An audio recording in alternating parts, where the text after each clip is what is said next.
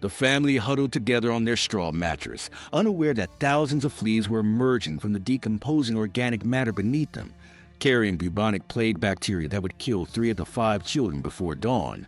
Above their heads, the thatched roof harbored rats whose urine dripped steadily onto their faces throughout the night, while bedbugs emerged from cracks in the wooden bed frame to feast on their blood for hours at a time. Medieval sleep was not a period of rest and recovery. It was a nightly battle for survival against parasites, predators, disease, and structural collapse. The very act of lying down made medieval people vulnerable to dangers that could kill them slowly through disease transmission or instantly through accidents that modern safety standards would prevent. Archaeological evidence from medieval sleeping quarters reveals a world where beds were breeding grounds for deadly organisms, where sleeping positions determined social status and life expectancy, and where the simple act of closing one's eyes invited catastrophic consequences. The physical remnants of medieval bedding, analyzed through modern scientific methods, tell a story of systematic exposure to biological hazards that shaped every aspect of daily life. These were not merely uncomfortable sleeping conditions, they were death traps disguised as places of rest. Medieval mattresses consisted of straw, hay, or other organic materials stuffed into rough cloth sacks and replaced irregularly, sometimes only once or twice per year. Archaeological analysis of preserved medieval bedding materials reveals that these mattresses became complex ecosystems supporting multiple species of parasites, bacteria, and fungi that fed on human blood and tissue throughout the night.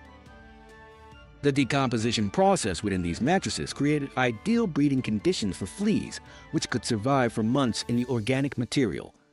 Scientific analysis of medieval flea populations shows that a single mattress could harbor thousands of these parasites, many carrying Yersinia pestis, the bacterium responsible for bubonic plague. The fleas would emerge at night, attracted by body heat and carbon dioxide from sleeping humans, and feed continuously on exposed skin. The moisture from human sweat and breath created anaerobic conditions within the mattress interior, allowing dangerous bacteria to flourish. Microscopic analysis of preserved medieval bedding shows high concentrations of Clostridium tetani spores, which cause tetanus infections through minor cuts and scratches. The constant contact between broken skin and contaminated bedding materials created a direct pathway for these deadly bacteria to enter the bloodstream. The organic materials also attracted rodents, which would burrow into mattresses to nest and feed. Archaeological excavations of medieval sleeping quarters regularly uncover rodent skeletons embedded within mattress remains, along with evidence of extensive urine and feces contamination throughout the bedding materials. But the mattress itself was only the foundation of a much more complex system of nocturnal dangers. Medieval bed frames, constructed from roughly hewn wood with numerous cracks and crevices, provided perfect hiding places for bedbugs, which emerged at night to feed on sleeping humans. These insects could survive for months without feeding and would remain hidden in wooden joints and cracks during daylight hours, making them nearly impossible to eliminate once established. Archaeological analysis of medieval wooden bed frames shows evidence of extensive bedbug infestations, with insect remains and fecal stains found in high concentrations within the wood grain. The bedbugs would feed for hours on sleeping victims, injecting anticoagulants that prevented blood clotting and allowed continuous feeding throughout the night. The resulting blood loss, while not immediately fatal, created chronic anemia that weakened immune systems and made individuals more susceptible to other diseases. The wooden construction of medieval beds also harbored wood-boring insects that would emerge at night to feed on both the wooden frame and human skin. The larvae of these insects would burrow into exposed flesh, creating painful infections that could lead to sepsis and death. Medical texts from the period described treatments for woodworm infections in humans, indicating that this was a recognized medical condition. The joints and connections in medieval bed frames were often held together with animal-based glues and binding materials that attracted additional pests. These organic adhesives would rot over time, creating conditions that supported bacterial growth and insect breeding within the bed structure itself. The wooden frames also presented serious structural risks that could kill sleeping occupants instantly. Medieval bed construction relied on primitive joinery techniques and materials that frequently failed under the weight of multiple occupants.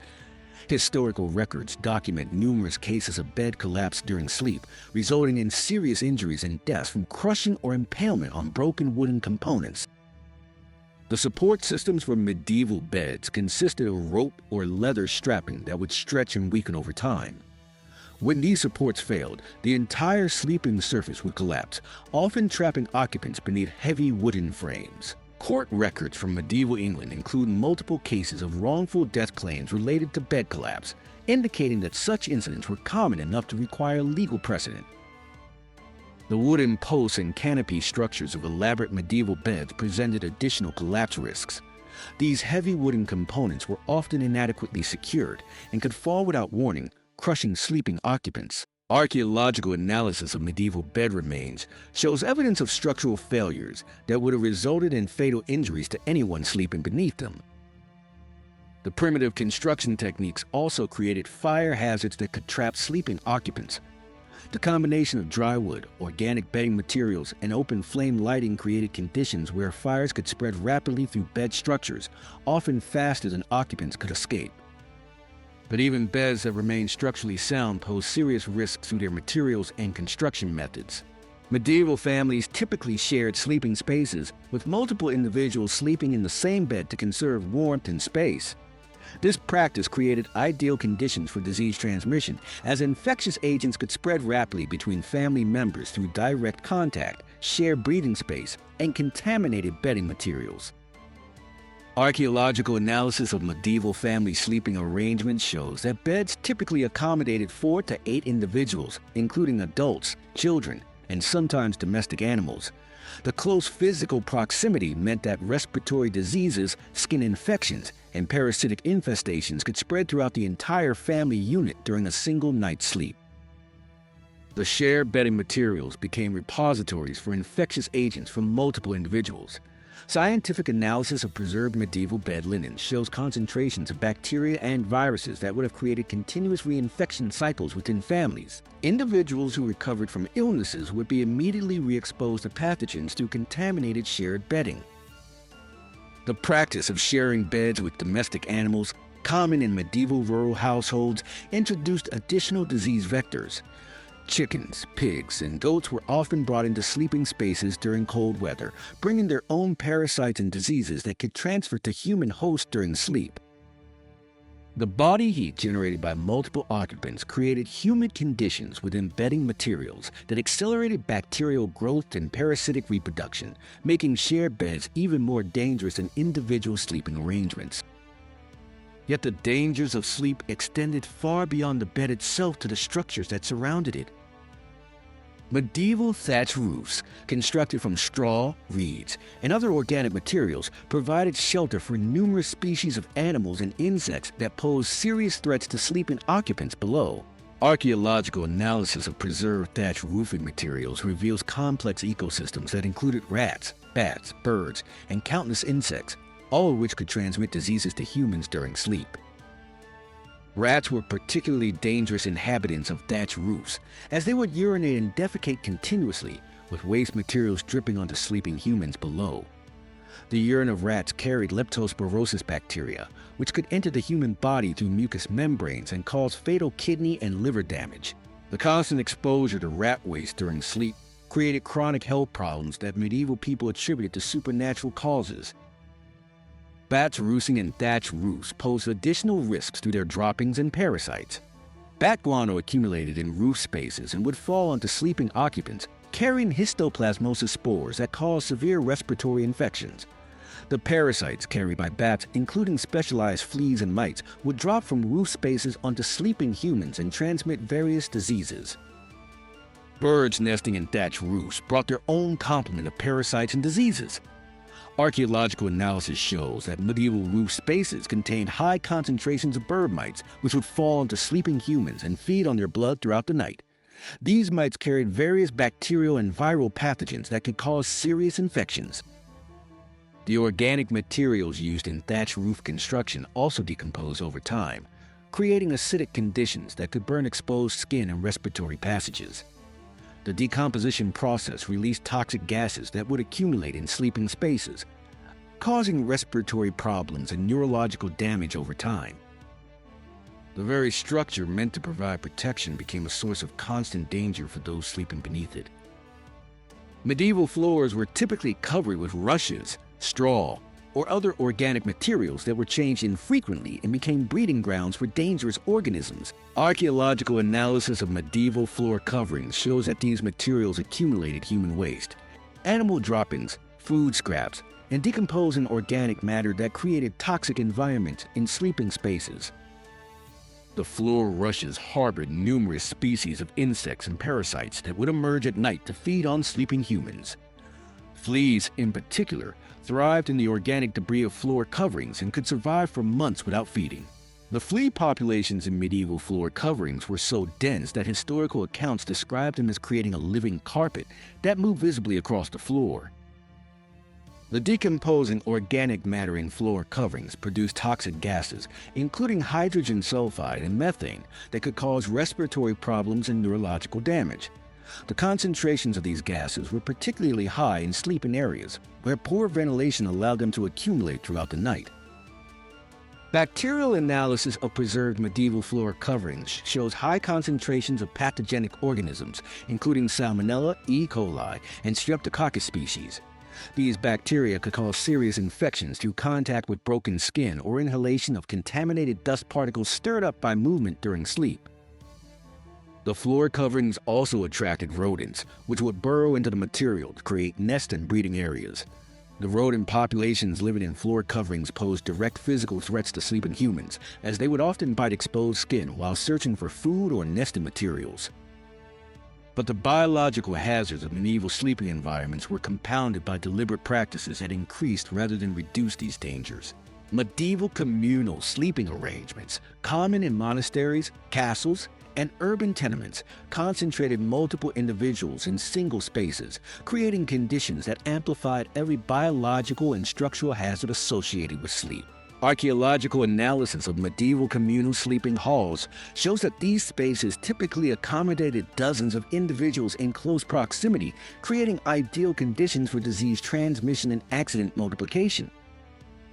The communal sleeping halls generated enormous quantities of organic waste through human respiration, perspiration, and bodily functions. The accumulated moisture created conditions that supported extensive bacterial and fungal growth throughout the sleeping environment. Scientific analysis of preserved materials from medieval communal sleeping spaces shows bacterial concentrations that would be considered lethal by modern standards. The high occupancy density meant that structural failures could result in mass casualties. Historical records document cases where the collapse of communal sleeping platforms killed or injured dozens of individuals simultaneously. The weight of multiple occupants often exceeded the load-bearing capacity of medieval construction materials, leading to catastrophic failures that trapped victims beneath heavy wooden beams and stone rubble. The communal nature of these spaces also created social tensions that could erupt into violence during sleep periods. Historical accounts describe numerous cases of murder, assault, and robbery occurring in communal sleeping halls, where the darkness and close quarters provided cover for criminal activity. Respiratory diseases could spread rapidly through entire populations. A single individual with tuberculosis or other infectious respiratory disease could infect dozens of sleeping companions during a single night, creating epidemic conditions that could devastate entire communities. Yet even those who could afford private sleeping spaces faced unique dangers that wealth could not eliminate. Wealthy medieval households invested in elaborate canopy beds with heavy wooden frames and fabric enclosures, believing these would provide protection and comfort during sleep. Archaeological analysis of preserved medieval canopy bed structures reveals that these expensive sleeping arrangements actually created additional hazards that specifically targeted the wealthy. The fabric canopies and curtains surrounding medieval beds became repositories for dust, moisture, and organic debris that supported extensive populations of dust mites and other parasites. The enclosed nature of canopy beds created humid microclimates that accelerated bacterial growth and parasitic reproduction. Scientific analysis of preserved medieval bed curtains shows concentrations of disease, causing organisms that were actually higher than those found in simpler sleeping arrangements. The heavy wooden canopy structures posed serious collapse risks that could crush sleeping occupants. The weight of these elaborate bed frames often exceeded the structural capacity of medieval floor systems, leading to catastrophic failures that could bring down entire sections of buildings. Historical records document multiple cases of wealthy individuals killed by collapsing canopy bed structures. The enclosed nature of canopy beds also created fire traps that could kill occupants through smoke inhalation or burning. The fabric curtains and wooden frames provided abundant fuel for fires, while the enclosed structure prevented rapid escape. Archaeological evidence from medieval fire sites shows that canopy bed occupants had significantly lower survival rates than those sleeping in simpler arrangements. The expensive fabrics used in canopy bed construction were often dyed with toxic compounds that could cause skin irritation, respiratory problems, and neurological damage through prolonged contact during sleep. Chemical analysis of preserved medieval bed fabrics shows concentrations of lead, mercury, and arsenic compounds that would be considered dangerous by modern standards. The very luxury that was intended to provide comfort and safety actually created new categories of danger that specifically targeted those wealthy enough to afford elaborate sleeping arrangements. Medieval winter sleeping arrangements, designed to provide warmth in unheated buildings, created conditions that regularly killed occupants through suffocation, carbon monoxide poisoning, and accidental burning. Archaeological analysis of medieval winter sleeping spaces shows evidence of desperate attempts to maintain warmth that often proved fatal to those seeking comfort. The practice of bringing burning charcoal or other combustible materials into sleeping spaces for warmth created deadly concentrations of carbon monoxide gas. This odorless, colorless gas would accumulate in enclosed sleeping areas, causing unconsciousness and death without warning. Historical records document numerous cases of entire families found dead in their beds during winter months with no apparent cause other than the heating methods they employed to survive the cold. The attempt to conserve body heat by covering sleeping individuals with multiple layers of heavy materials often resulted in suffocation. Archaeological analysis of medieval winter bedding shows evidence of extremely heavy coverings that would have restricted breathing and movement. The weight of these materials, combined with the weakened condition of individuals suffering from winter malnutrition, created conditions where suffocation was a regular occurrence. The practice of sharing sleeping spaces with domestic animals during winter months brought additional dangers beyond disease transmission. Large animals such as pigs and goats could accidentally crush sleeping humans, particularly children, who were unable to escape when the animal shifted position during sleep. Historical records include numerous accounts of children found dead beneath animals that had been brought into sleeping spaces for warmth. The desperate attempts to seal sleeping spaces against cold air often created conditions where toxic gases could accumulate to lethal concentrations. The organic materials used to block air circulation would decompose and release dangerous compounds, while the reduced airflow prevented the dispersal of these toxic substances. But perhaps the most insidious danger of medieval sleep was one that operated so slowly that its victims never recognized the source of their suffering. Medieval sleeping environments exposed occupants to continuous low-level poisoning through toxic substances that accumulated in bedding materials, structural components, and air spaces over time. Archaeological analysis of medieval sleeping quarters reveals systematic contamination with heavy metals, organic toxins, and other dangerous compounds that cause chronic health problems and premature death. The lead-based compounds used in medieval paints, glazes, and decorative materials would leach into bedding and air spaces, creating continuous exposure to this toxic metal during sleep. Scientific analysis of preserved medieval bedding materials shows lead concentrations that would cause serious neurological damage and organ failure over time. The symptoms of chronic lead poisoning, including cognitive impairment, digestive problems, and premature death, were common in medieval populations but attributed to supernatural or humoral causes. The organic dyes and preservatives used in medieval textiles contained arsenic, mercury, and other toxic compounds that would transfer to human skin through prolonged contact during sleep. Chemical analysis of medieval bed linens and clothing shows concentrations of these substances that would cause chronic poisoning through dermal absorption. The cumulative effect of nightly exposure to these toxins would have caused progressive organ damage and immune system failure. The decomposition of organic building materials in medieval structures released toxic gases that would accumulate in sleeping spaces over time. The breakdown of animal-based glues, organic insulation materials, and wooden structural components produce compounds that cause respiratory damage, neurological problems, and cancer-like conditions that medieval medicine could not diagnose or treat. The combustion products from heating and lighting sources created additional toxic exposures during sleep. The incomplete burning of organic fuels produced carbon compounds, particulates, and other toxic substances that would accumulate in enclosed sleeping spaces. The continuous exposure to these combustion products throughout the night created chronic respiratory problems and systemic poisoning that shortened lifespans and reduced quality of life. Medieval people unknowingly spent 1/3 of their lives in environments that were systematically poisoning them through mechanisms they could not detect or understand. Medieval children faced amplified versions of every sleeping danger that affected adults, with additional risks created by their smaller size, developing immune systems, and inability to recognize or respond to threats. Archaeological analysis of medieval children's sleeping arrangements reveals conditions that would be considered criminal neglect by modern standards.